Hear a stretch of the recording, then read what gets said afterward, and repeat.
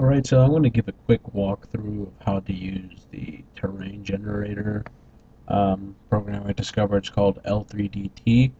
I got the standard version. You can do a lot more in the professional version, but that costs money. So, okay, so yeah, that bugged me. Yeah, so this is the program.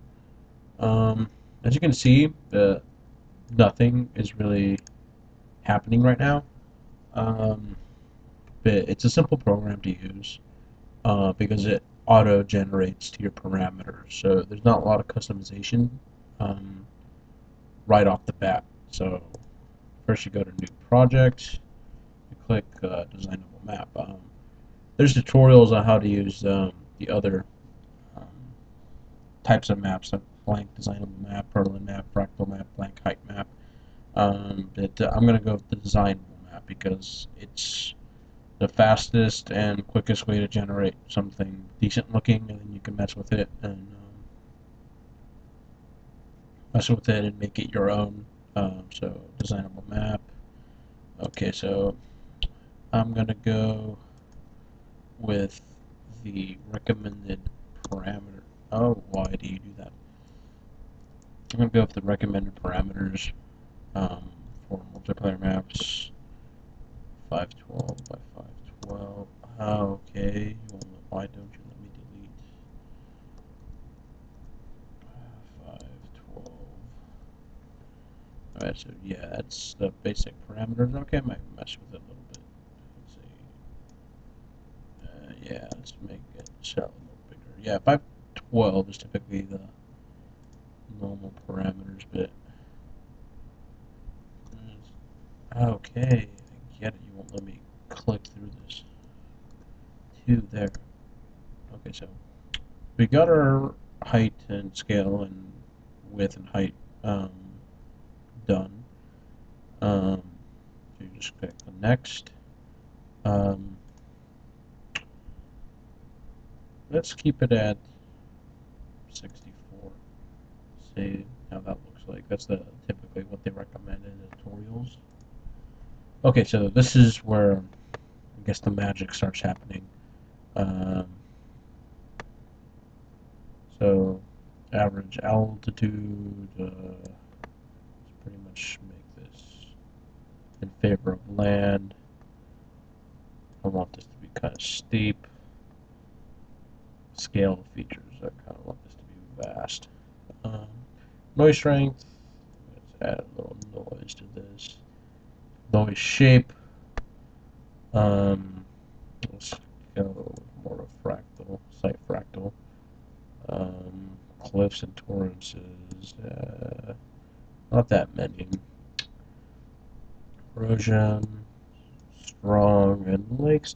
Just throw a couple of lakes in there. We got a default climate temperature. I've always liked Arctic climate temperature, so let's go with that. So just simply click next. So here we choose what we want to do. So just simply click on design map. So this is basically a layout of like a very rough layout of what we want to do. So from my understanding of it, blue regions are where water is going to be. Um, Pink is elevations. I'm assuming the darker brownish ones are kind of maybe like below sea level. I'm assuming. Um, yeah, so basically this is just a very rough draft of what the information is going to be for our generating it. So everything um, that's going to be generated is going to be based off of this. So I mean, this is kind of random, but you could edit it um, differently. You know, design map brush, and add different altitudes, lakes, erosion. So let's see, add a lake. Uh, okay, that went away for some reason. Lakes. So I think okay, it applies to all of it. Okay,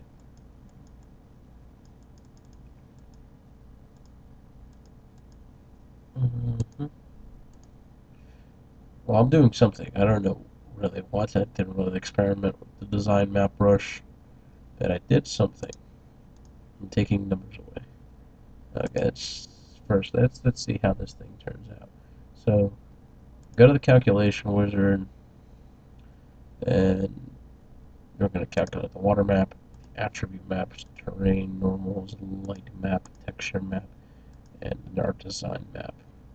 So from this, from this, titles of color and levels, 6 and 0s and 9s, we're going to generate a world from. So we're going to generate all these types of maps, but we do have some say in what we want. So um, water flooding, um, we could manually flood water and choose like a level, miles or meters. But for the purposes of this, I'm just gonna do the auto flood sea and auto flood lakes because it'll keep my um, elevations proportional. So it won't just be an entire map underwater if I don't really understand the size of this. I'm assuming this is meters, but it might be miles because we're dealing in pretty big. Actually, no, 500 meters. So yeah, we might be dealing in meters. So go to next. This is what it decides for us. Max depth 100, rise parameter 108. So this is what we're going to get based on how our sliders ended up earlier. So we go to next. Okay, we got light mapping. So I'm going to have a slight, the sun's kind of at an angle. Maybe early morning, late afternoon. Um, and I want drastic shadow, so I'll choose the angle of it pretty low. So we have colors and intensity. Um, so the type of color I want, since we're dealing with an Arctic environment,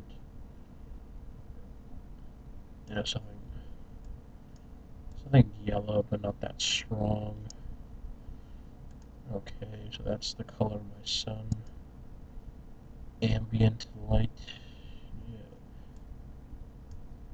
darker. Okay, so yeah, we got the color of our sun, ambient, and specular. I don't know what specular is, but let's just mess around with it. So yeah, so right as of right now, okay, I think specular might be related to like the brightness. Um, so let's motor you up a little bit. It's gonna be on tack grayish to see how that looks. So go to next. We're gonna make a just a light mapping. Yeah, so we got the water effects, specular light. Use shadow map. So we just click next. Light and water effects. Okay, so absorption half depths. Okay, so this is basically kind of like how deep it is, what type of coloring we're gonna get in our water. I might go a little blue there, just to mess with the parameters a little bit, see what we get. But don't mess with too much. You don't want to get a complete alien environment.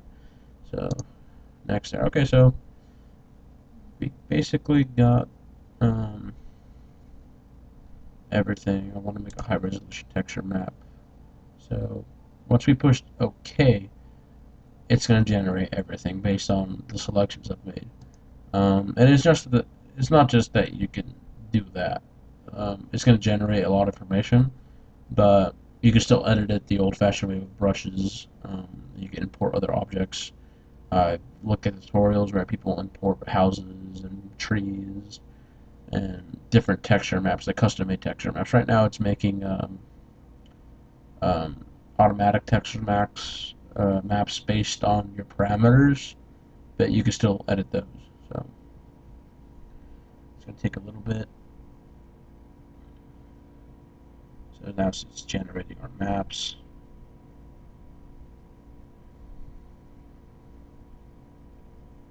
Casting shadows, lights. So yeah, a lot of stuff's going down here. Okay, so this is the texture map of our environment. So you can see you got the sun is over here. We've got some awesome shadow. Our terrain looks pretty cool, like Himalayan, Arctic um, terrain. I'm really digging just this view of it right now. So that's our texture map. We got a specular light map, which I think that's the highest, like where light hits the most. So we got our regions, and there just seems to be a lot of dark. So uh, let's see how that ends up being. So then we got a regular light map. Um, yeah, so we got a nice little dark side of the map right here. That might be pretty cool. So we got a shadow map. See how much shadow there is here. Um, Terrain normals. I don't know what this is. It looks awesome. It might be how light affects the terrain we chose. Since I chose Arctic, um, it's, uh, the scale. I mean, the way texture is generated is more grayish and bluish. So I don't know what terrain normal is, but like it could be something pretty sweet or just stupid. I don't know. Attribute map. Um, this doesn't look anything like our other maps. Our other maps are showing us information. Um, I think this might be water. I don't know. Um, no, actually, no. Our water map is next. So uh, I don't know how this comes into play. We'll see if we can spot anything we want to walk through. Okay, now here is our water map. Okay, so we do got some splashes of water in here. Um, we can edit this once we launch this, when it pulls all this information together. Okay, so our high field, this is kind of our topography map, the highest and lowest regions. Then our original design map. So as you can see, it's changed a little bit based on the new stuff we wanted to add. Um, Making accounts for new water and stuff, but yeah, it's basically taking information. So, okay, so if you want to view this in an actual 3D environment, you just go to click the map in 3D. So a window will pop up, and this is our world. Pretty big scale. We're right at the edge of it. Yeah, I'm really digging this environment. So yeah, as you can see, we have clouds and a skybox right now. So we have a skybox open. So yeah, like I'm really like digging this. So okay, so let's give a quick tutorial on what we can do in this without like needing to pour. Oh, okay. So just for scale, if you look at my mouse really quickly. Okay, wait. Just let me go. You see, there's a little rotating person. That's the scale. So this map's pretty big. So I have to really zoom in there. And you can see that's the scale. So we're dealing in a pretty big place. So this might be like the equivalent of the Himalayas. That's small. Like, it's built Mount Everest. Um, yeah, so just give a virtual flyby of this area. And that's our light source. Yeah, this is pretty awesome. You know, I wish I could, build some houses and stuff. But I don't have the um, programs to do that. There's probably some couple of free ones out there. Um, but as just generating an environmental world, you got to ask yourself, what's the definition of a world? Do you want us to build like an actual planet? But for me, typically in video games, this is what the world is: a relatively big map of features with a skybox. that's what a world is in video games. So I think this is a pretty good representation of that. Um, so okay, so let's edit this a little bit. I'm not gonna do that much, but I like it how it turned out. But maybe I want to make some stuff taller, add some green. You never know. Okay, let's see.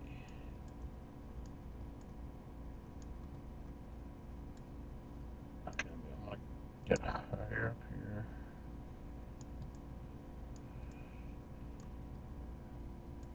Yeah, so that's where our water is pooling up in the valley. So okay, so if we want to edit our height field, so it's going into our poly mode. So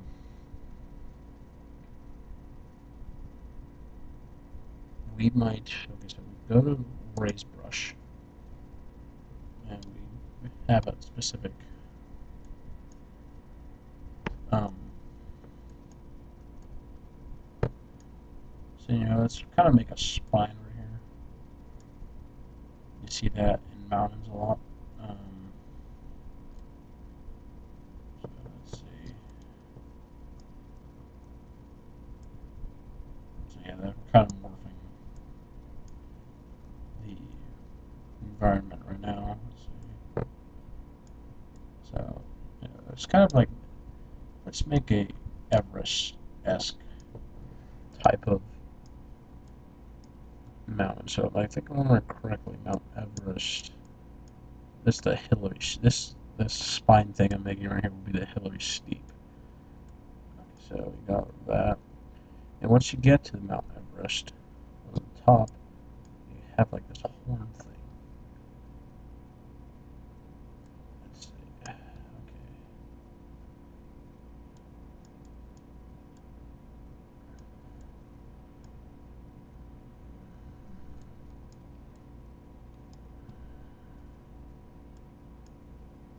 Okay, the tools aren't the best for this type of work, but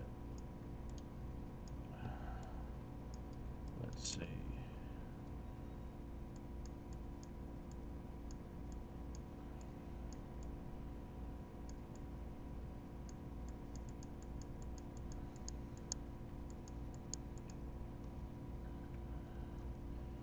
Okay, yeah, so you can see there's not a lot of polygons being used for this, which is really great for video game developers, uh, because the more polygons you use, this at the development value is going to the terrain, which I think you can make pretty awesome terrain without, you know, really using a lot of your resources. Save resources and polygon counts for character models and houses and stuff, but I think you could make pretty convincing terrain just with simple polygons. Um, uh, okay, not exactly Mount Everest, but it's the tallest mountain in my map. Oh, so okay, I was messing around with this last time. So this is known as avalanche. It's kind of like flattened areas. Let's see. So if I remember correctly,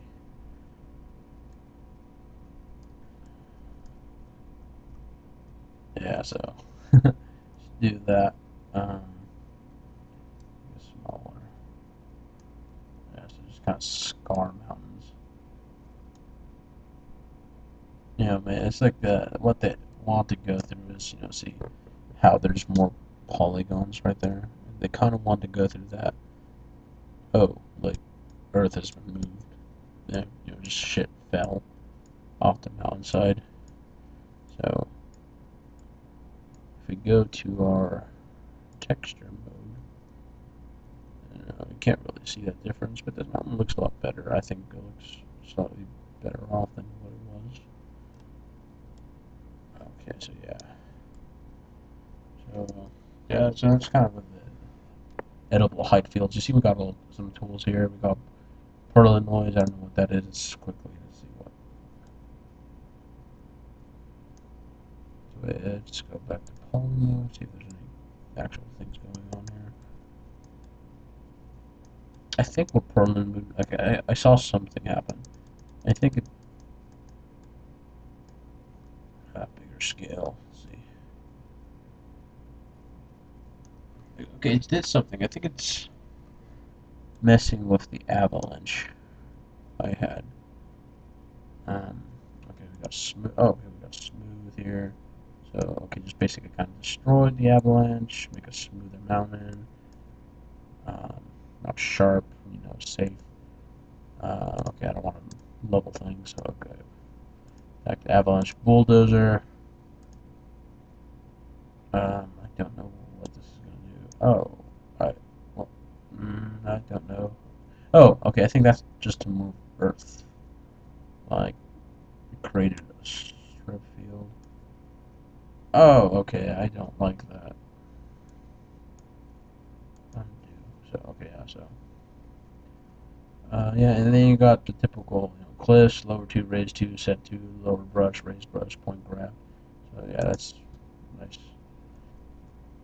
Um, tool selection you got for this. So that's the texture tool. So, yeah, current temperature is Arctic. Land type.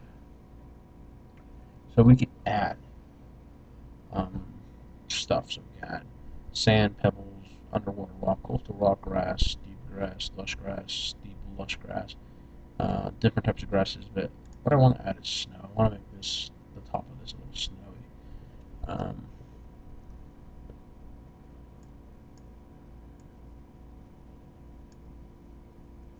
Oh, why is it dry grass? It's snow. I want snow.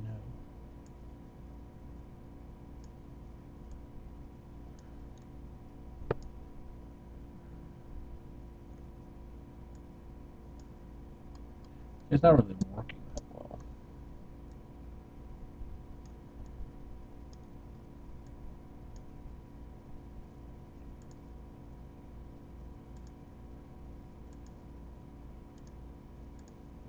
Okay, let's see. Arctic. Nope, yeah, it's not working for some reason.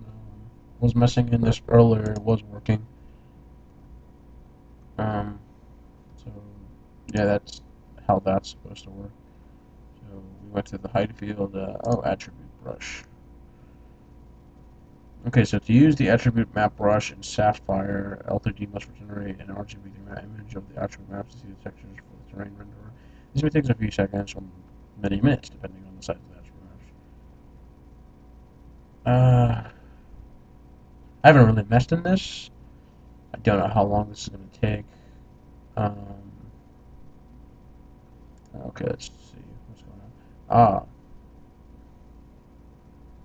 Okay, so, oh, okay. This is more of the what's going around. Okay, so, oh, okay, so this adds our gray values. So, as you can see right now, so the temperature is currently temperate. If we go Arctic. Land type. It's going to auto-calculate. So, yeah, so it's basically just turning our environment into an Arctic environment. So that's kind of cool. Yeah, so this is kind of the world I generated. It's pretty big. Um, Screenshot right here. That kind of looks awesome. Um, yeah, so you know, I think I'm gonna call this place a little history. I live in the middle of nowhere, next to a huge like forest orchard place, and I started my country there when I was a kid. It's called Sotograd. This is the virtual Sotograd. So I'll take a print screen of this. Yeah, so basically, that's all I have to show. Um, yeah, so this is the project Make a World for Film and Digital Media 170. This is kind of a walkthrough of how to make a world and how to edit and use the tools. So thank you for watching. if you watched all the way through this.